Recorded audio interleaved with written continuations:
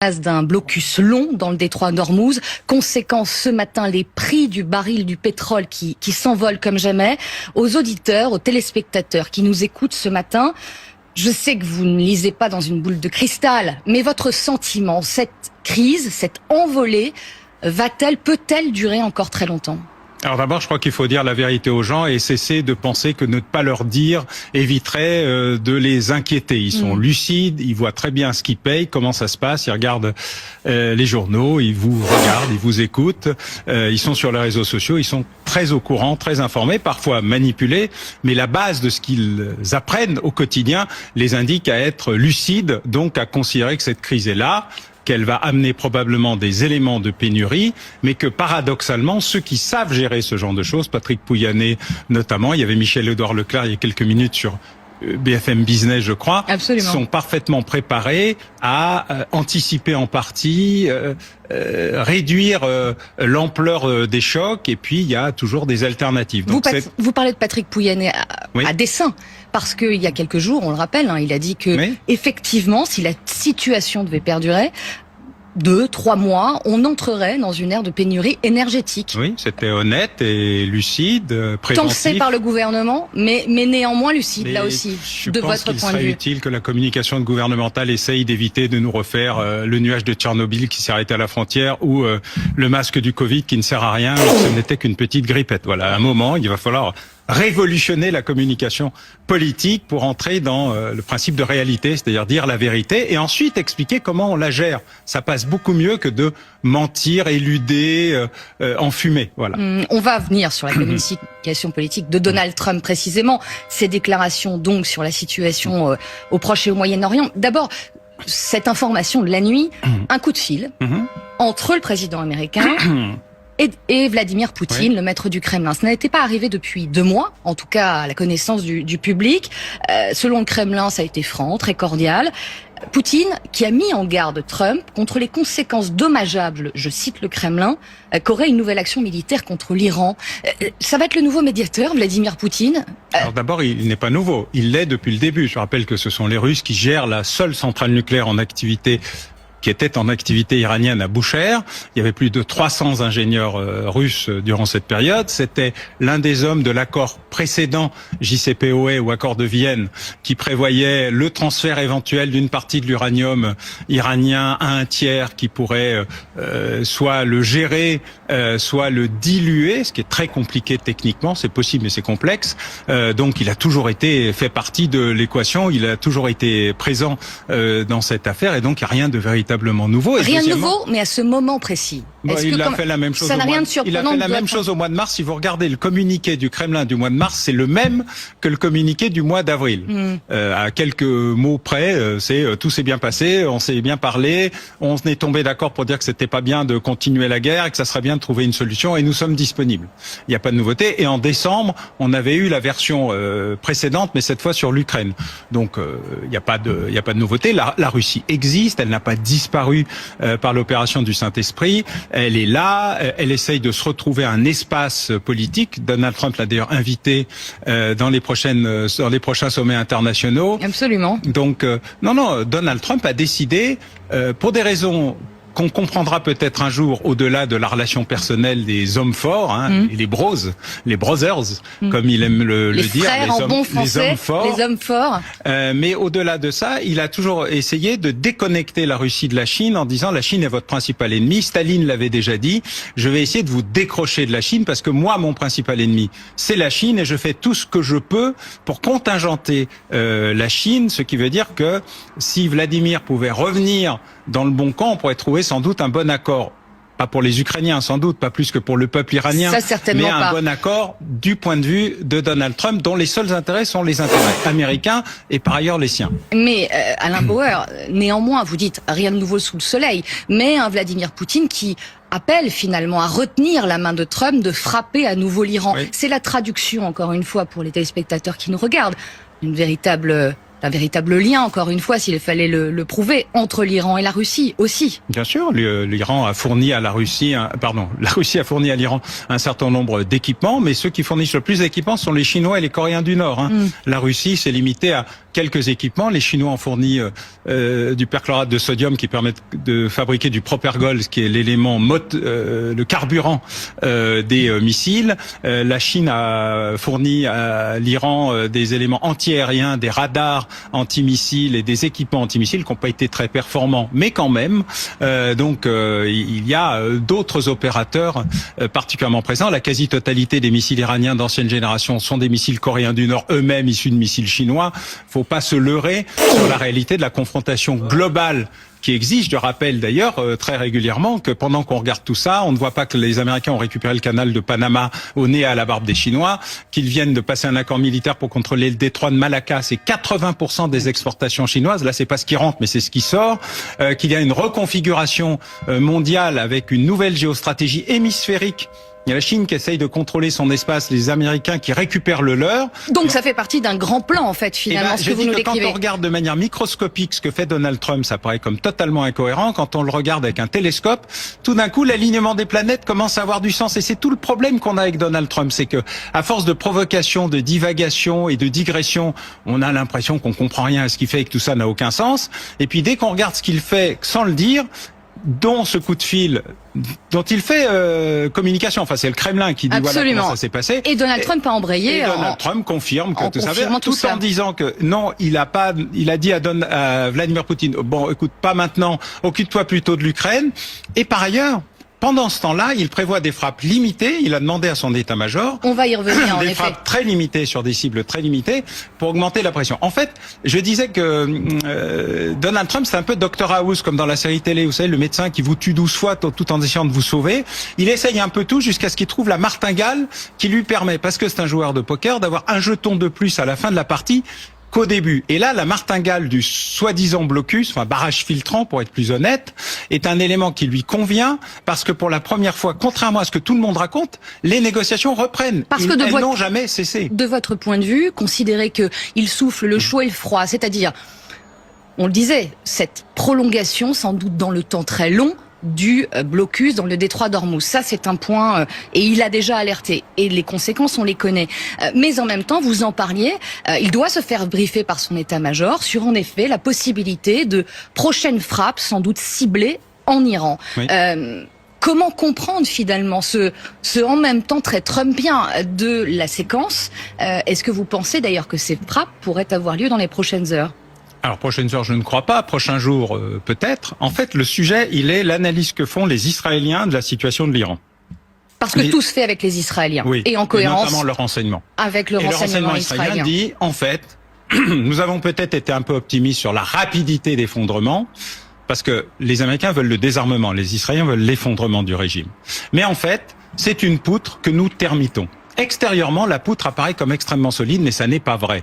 Elle est en train de s'effondrer par les frappes au-dessus, le sommet, et par les frappes en dessous que vous ne voyez pas, mais que nous réalisons de manière assez régulière. Et ce truc va s'effondrer.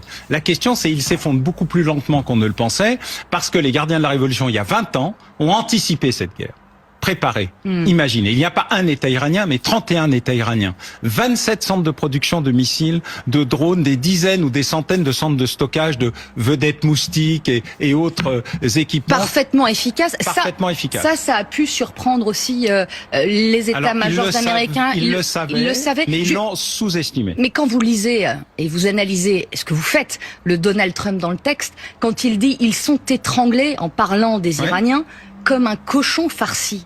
Là encore une fois, on est de la communication politique pure et dure. Il s'adresse à son opinion publique, mais la réalité... Au MAGA de son opinion publique, parce qu'il y a des tranches. Ce qui explique la diversité d'expression du Trump. Parce que vous avez le Trump provocateur, il parle aux MAGA. Vous avez le Trump entre deux, il parle aux républicains, pas tous MAGA. Puis vous avez l'autre Trump, celui qu'on découvre après la tentative d'assassinat ou d'attentat au dîner des correspondants, posé, mesuré, zen. Et tout le monde s'est dit, mais qui c'est celui-là? Zen, et juste parenthèse, qui a possiblement échappé aussi à une tentative d'assassinat. Comme si, et depuis samedi dernier, ça n'existe plus. Parce qu'il est l'élu. Il est l'élu. Parce qu'il a survécu à Butler, le première tentative d'assassinat, vous savez, l'oreille, bien sûr, fight. En plein meeting. Et donc, il est dans une autre dimension. Et ce qu'on ne comprend pas, c'est qu'on a plusieurs Trump dans le Trump. Ce que j'écris dans mon livre, c'est justement ça, la diversité des Trump, qu'il faut pas s'arrêter à la vision provocatrice qui crée chez nous de la sidération. Et donc, on s'arrête de penser tellement on est choqué par cet hurluberlu agressif et grossier. Et on ne se rend pas compte qu'il y a l'autre, celui qui voit vos collègues de The Atlantic qui en fait du coup 33 pages de éberlué par la gentillesse de Trump, qui lui fait des petits gâteaux, du thé glacé, qui lui téléphone à 6 heures du matin pour faire visiter ou vos collègues de la Maison Blanche ou vos collègues du New York Times, 4 qui viennent l'interviewer alors qu'il insulte le New York Times à peu près matin, midi et soir, et encore j'ai dû en oublier, et qui sont là. Et pas que le New York Times d'ailleurs, ouais. Mais ça tombe, voilà. Tout le monde y passe, oui. Et qui sont là et avec un accueil charmant, aimable, et qui se disent mais qui est cet individu? Où est le vrai Donald Trump? Il y a plusieurs Donald Trump. Il s'oriente en fonction. Il a tout appris de la télé-réalité. Il en a fait de la télé-réalité politique. Il en fait de la télé-réalité militaire. Mais est-ce que vous pensez qu'il fait... tout est scripté. Tout est scripté. Est-ce que vous pensez qu'il fait aujourd'hui le pari du fait que un blocus prolongé, oui, quoi qu'il en coûte, oui, même sur son opinion, parce que dans son pays, on va y revenir aussi, c'est un le coût. gallon est plus cher. Le gallon est plus cher. Mais il y a un moyen qu'il n'a pas encore utilisé. Mais est-ce qu'il fait ce pari-là, quitte oui, à ce que ça coûte, oui, que finalement le pari risquait là aussi de nouvelles frappes, risquées, incertaises, ces délais ne sont pas les nôtres. Lui, il a un délai qui est qui aurait dû être le 30 avril, mais il a mis 4 jours à signaler qu'il était plus ou moins en guerre. Et là, il a cessé le feu, donc il pourrait même dire qu'il n'est plus en guerre. Mais il doit aller au Congrès le 2 mai, donc dans 3 jours. Absolument, samedi prochain. Voilà, samedi prochain, pour dire on est plus ou moins en guerre, ou alors il va argumenter qu'il n'est pas en guerre. Le Congrès va avoir 30 jours pour trouver un moyen de ne pas discuter de la question avec un blocage des Républicains, même s'il y a des divisions sur la question de la guerre avec les Républicains. Parce que les élus lui demandent des comptes, là, oui, aussi. Certains. Un petit nombre. Le 14 mai, il va voir le président Xi Jinping. Ça a déjà été reporté une fois, ça va être difficile de le reporter une deuxième fois. Il fait monter la pression un peu partout, à Panama, à Malacca et un peu partout, en disant « J'ai les moyens, tu as les terres rares, mais moi j'ai le reste ». Donc attention, parce que je contrôle. Il y a 8 détroits et 2 canals. Je dis pas canaux parce que Suez et Panama c'est pas Venise. Et donc j'en contrôle la quasi-totalité. Donc il va bien falloir qu'on se mette d'accord parce que moi j'ai compris le rapport de force. Et donc mon rapport de force et ton rapport de force sur les terrains, il va falloir qu'on s'équilibre. Et puis il a un troisième problème qui est le 250e anniversaire de la création des États-Unis, où il a impérativement besoin d'annoncer une victoire qui n'est pas seulement l'annonce de la victoire par Donald Trump, car de toute façon il sera victorieux puisque ce sont les règles de Donald Trump. Quoi qu'il se passe, il l'a déjà annoncé, cette victoire d'ailleurs.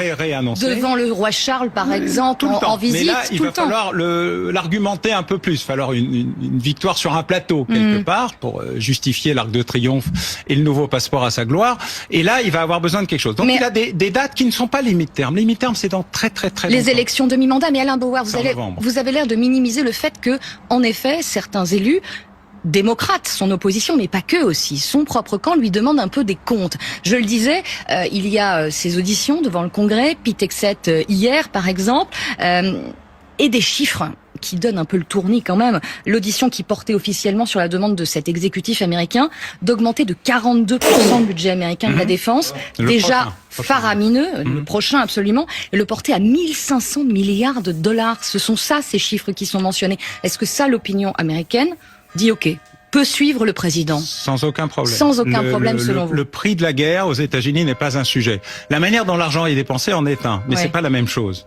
Donc non, faut pas surestimer la qualité de l'opposition démocrate qui a montré son incapacité à faire quoi que ce soit pour empêcher Donald Trump de sa réélection.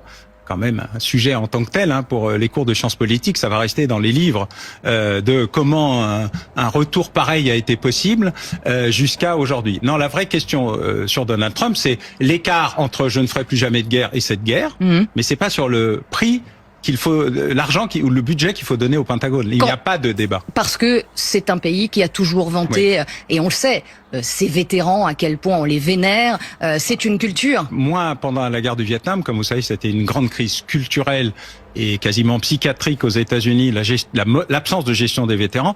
Là, on est plus dans le profil du guerrier, le retour du guerrier. Et d'ailleurs, c'est toute l'architecture de la pensée MAGA trumpienne, c'est Make America Great Again, ça veut dire un empire. C'est le retour de l'empire. Il est hémisphérique, Il y a d'un côté eux, de l'autre côté les Chinois, et nous au milieu, c'est la zone de prédation. Mais comme ici et comme dans notre pays, des sondages, des enquêtes d'opinion sont faites, 68% des Américains désapprouvent, dont 52% très fortement, la gestion de l'inflation et du coût de la vie par Trump. Ça aussi, c'est une réalité politique pour lui, avec lequel il doit. C'est le prix du gallon, avec lequel il doit aussi gérer et rendre des comptes. Mais il considère que justement, pour en sortir, il faut remettre une pièce dans la machine et pas faire retraite, puisqu'il ne fait jamais retraite. Donc il faut qu'il trouve une voie parallèle de sortie. La voie parallèle, c'est soit j'ai gagné parce que les Iraniens seront bien obligés de me donner quelque chose, et pour cela, j'ai besoin du blocus, en tout cas de barrage filtrant qui n'est pas un vrai blocus, parce que j'ai besoin d'un accord pour que les Chinois fassent pression sur les Iraniens, parce que je gère avec les Russes pour qu'ils fassent pression sur les Iraniens pour revenir grosso modo à l'accord de Vienne en moins bien, probablement, mais en tout cas je pourrais dire que j'ai gagné, parce que ensuite j'ai aussi besoin de faire des frappes ciblées si vraiment les Iraniens n'ont pas tout compris, parce que il y a eu un coup d'État en Iran, ça n'est plus une monarchie, les mollahs ne sont plus au pouvoir, c'est un petit cercle qui s'appelle le cercle Habib, qui sont des anciens combattants de la guerre Iran-Irak, qui contrôlent et trustent l'intégralité des postes exécutifs du pouvoir iranien. Des frappes ciblées à Alain Bauer, parce qu'aussi il y a cette question de l'uranium enrichi, qui, selon, alors parole contre parole, mais vraisemblablement le stock d'uranium n'a pas été du tout touché par ces frappes américano-israéliennes, qu'il est toujours en état, sans doute, et que pour le coup, c'est une partie de l'échec aussi américain à cette heure. Alors d'abord, il n'y en a pas 440 kilos, il y en a 10 tonnes. 10 tonnes d'uranium. De 2% à soi-disant 60%, voire plus. Donc premièrement, il y a un sujet plus large qu'on imagine. Il y a ce qui est toléré, moins de 10%, qui peut aller pour des raisons médicales, de recherche, etc. Et puis il y a le reste. Voilà, le reste, c'est l'écart entre ce qu'on sait et ce qu'on sait pas. Même la IEA a un peu de mal, l'Agence internationale de l'énergie, à savoir exactement où on en est, puisqu'elle n'y est plus depuis déjà plusieurs années. Et deuxièmement, on ne sait pas où est cet uranium. On pense que peut-être une partie serait à Ispahan, peut-être.